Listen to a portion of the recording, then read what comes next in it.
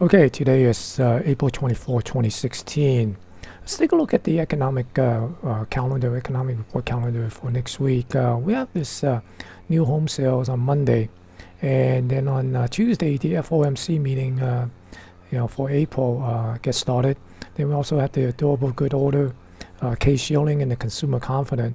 On Wednesday, we have the trade deficit and also the pending home sales, as well as the oil inventory release.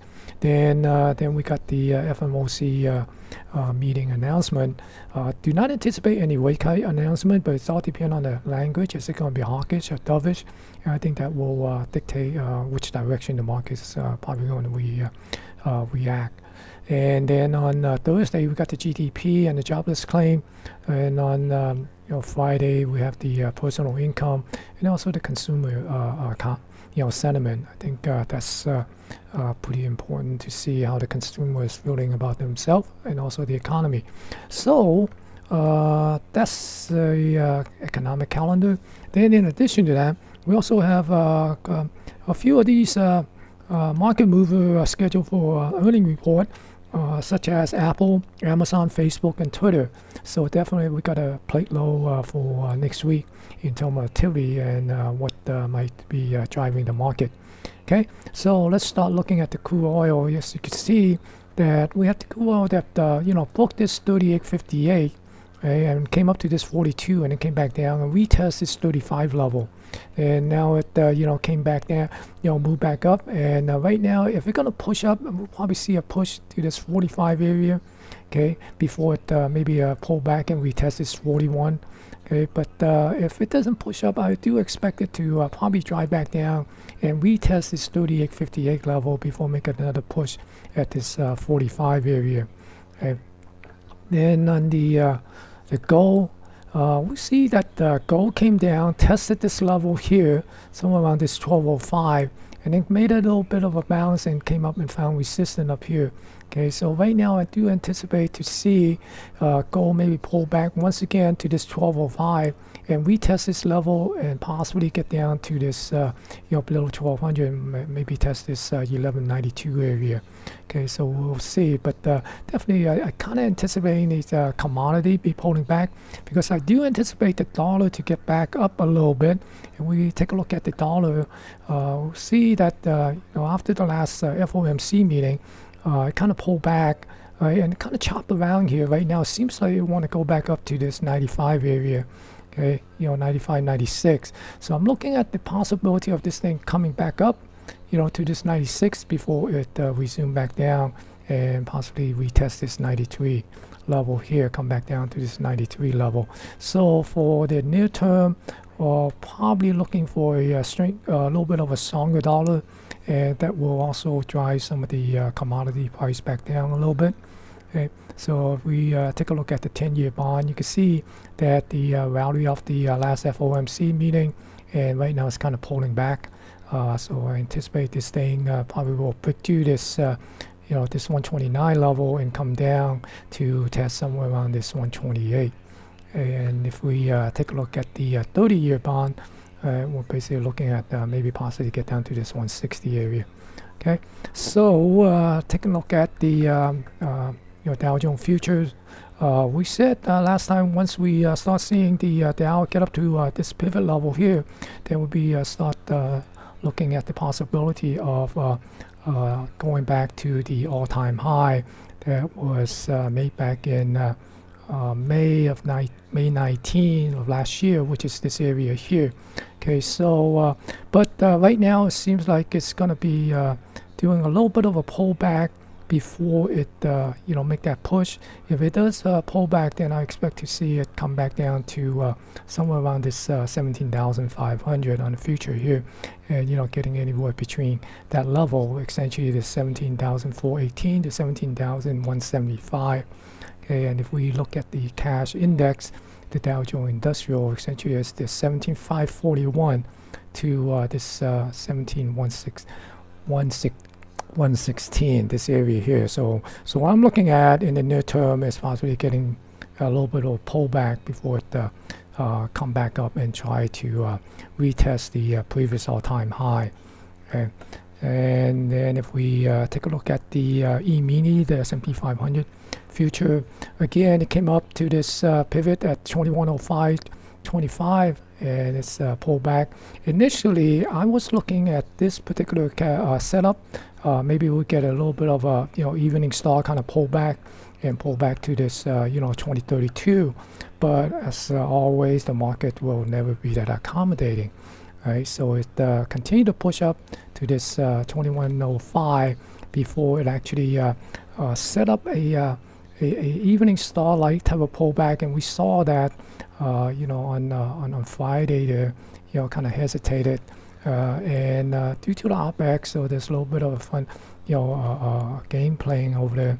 But do expect that in the near term that it's going to come back down. Test this 2053 again, and if it doesn't hold, then I expect it to come down to tag this 2032 before it make a resumption move to try to retest and break to this 2105 and possibly get back into testing the May all-time high from last year, okay, on the S&P 500 E-mini. And if we take a look at the cash index, right, the cash index is basically pretty much the same, right? So if we take a look at that, essentially it's pulling back to this 2048 and possibly to the 2033. Worst case, come back down to this September FOMC, meaning the intraday high of 2020. But do expect to see a little bit of a pullback and then resumption to the upside, and whether they're going to take out this new high or come up and tag this new high, that is to be seen. Okay, so we're going to wait and see what happened. But for the spider, okay, again, the same thing. We're looking at the SPY. Right, we are looking for a pullback to somewhere around this 205.50, 205.77, so somewhere around this 206 level, filling out this gap. And if it can't hold that level, then we expect it to maybe come down and tag this 203.87. But right now, looking at the open interest, we're basically looking somewhere around between a 205, 206 pin. So that's pretty much in line with this gap fill here. So we'll see, as they approach OPEX Friday next week, then we'll probably get a little better read on what that pin might be. But for now, do expect a little bit pullback. If it resume to push up, then this 211 still be a resistance level. If it could push through that, then the next level that be watching is essentially the May all-time high. Okay, up at the somewhere around that 213 area. Okay. Then looking at the NQ, which is the NASDAQ 100 future, we see that it's kind of pulled back a little bit. Right now, we're basically looking for a possible pullback into this area here. This zone here between 43.83 to 42.97. Okay, then we take a little bit of a push and get back up to possibly retest this high here. Okay, again, that's going to be depend how deeply this thing going to pull back will be dependent on Apple, Amazon, Facebook, and those guys earning report next week. So got to be watch out for that. Those volatility. So certainly it's going to be some movement there. And if we take a look at the cash index. Okay, so the cash index, we're talking about maybe coming down to the 43.85 level here to the 42.86. Okay, and so right now it's we got a little gap fill here that is remain to be filled. All right.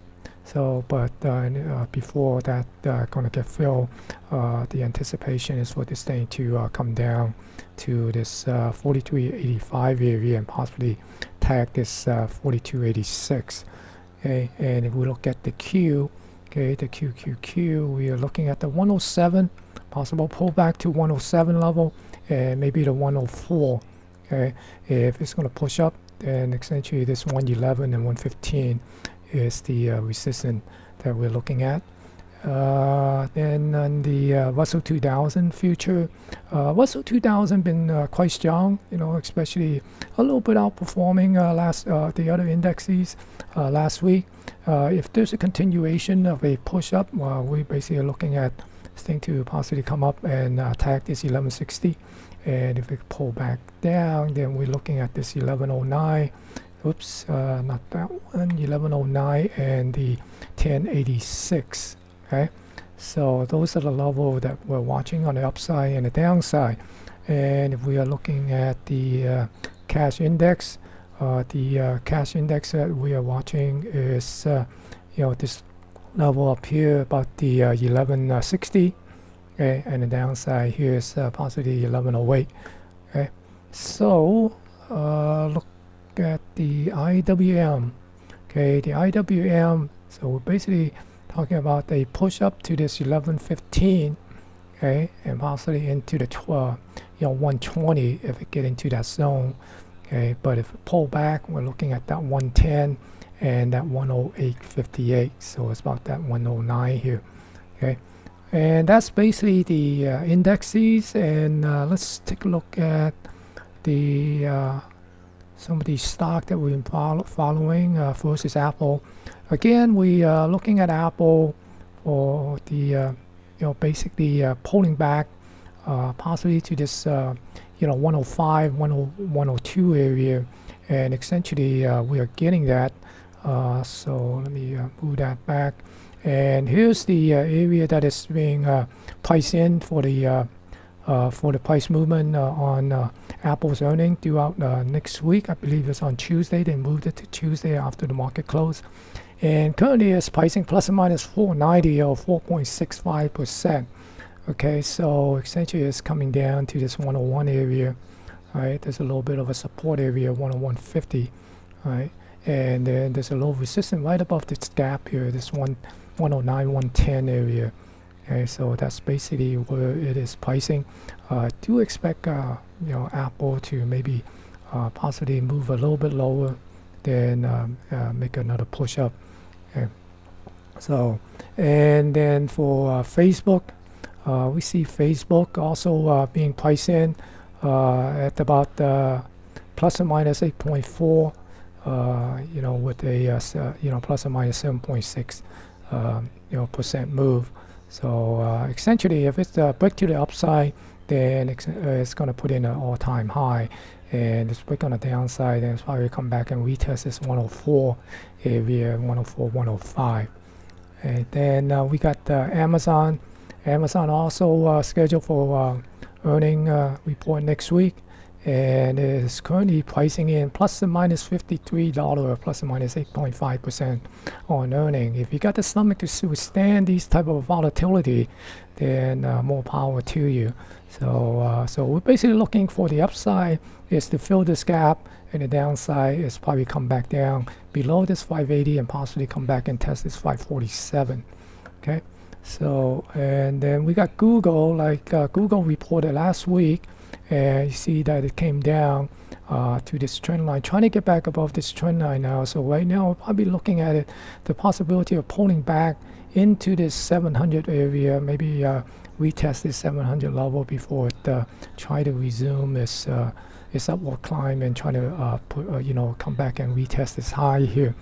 Okay, then we also got Tesla. Tesla is sort of trending up. I do expect it to continue to make a little bit of a pullback.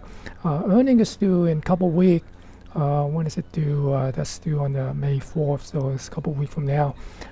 Maybe it could come back down, retest at 241 or 231 before it make another push up, to take out this pivot high at 265. But right now I'm sort of anticipating that it's going to be chopped around and bias on the downside. But you never know, it could just come up and maybe Elon Musk go and put a little tweak on Twitter and push the stock above this 265. He's a hell of a stock operator, so you got to give credit to him on that. Anyway, Netflix, right? Netflix reported earning, and this was the range on the market pricing in. You can see that came down and tried to get into the bottom of this range somewhere around 97. So it's still kind of beneath this range, and things might look little weak here for Netflix. So it might come down and test this 89 and maybe consolidate down here before try to regain some of the losses here. So right now I think the key level to watch is this 97. Can it get back above this 97, or if it can hold this level here, then it's most likely it's going to come down and retest this 89. Okay. So then finally we got Twitter. Twitter is also scheduled to report earning on the 26th. Okay, so and that's on a Tuesday, same day as Apple. So right now, lately I've been watching Twitter on this channel here. I'm anticipating maybe that might come up and just kind of chop around and get up on this channel, right? So, but depend, if the earning will clobber this guy, then it could come down and possibly retest this 1391.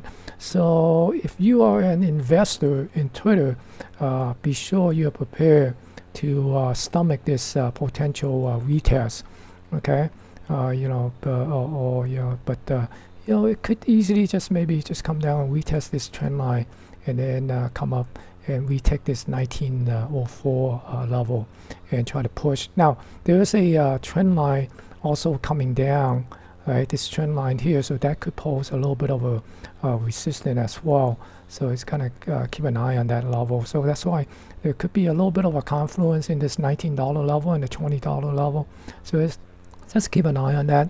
So essentially that's it for this week, and good luck to you next week. There's going to be some volatility in the coming week.